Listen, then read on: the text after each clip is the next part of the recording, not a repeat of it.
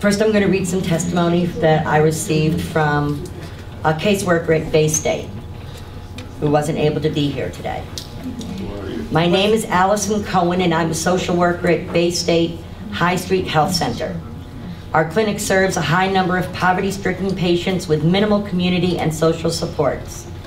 We also serve a large number of homeless patients.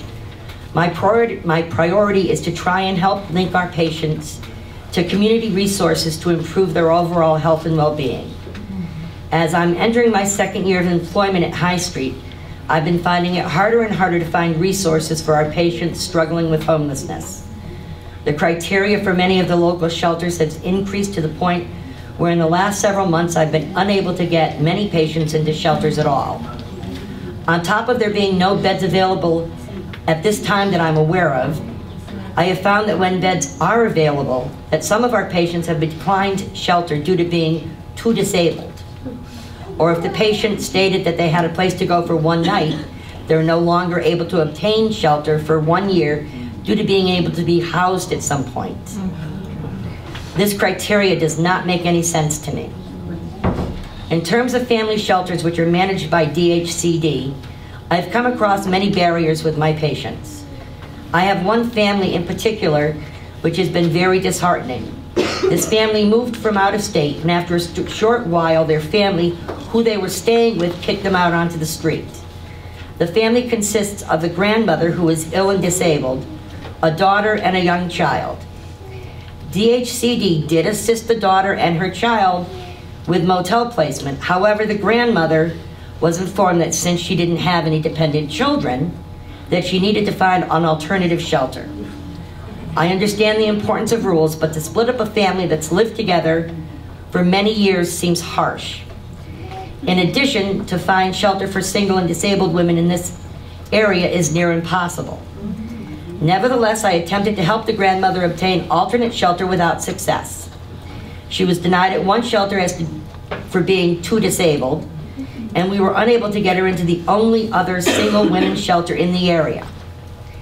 We even tried out-of-area shelters, but there were several barriers, including no beds, no transportation, and all of her medical appointments. 30 seconds.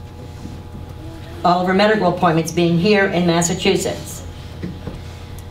The daughter who had been placed into temporary housing let her mother come and stay with her. Now she's getting put out.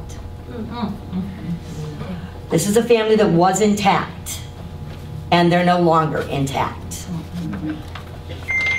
For myself, I'm only going to say that, and I will give this to you before I leave. I worked with a family of 7. Mother, father, 5 children, one of whom was in a wheelchair with spina bifida. They came to Massachusetts to be closer to Shriners Hospital.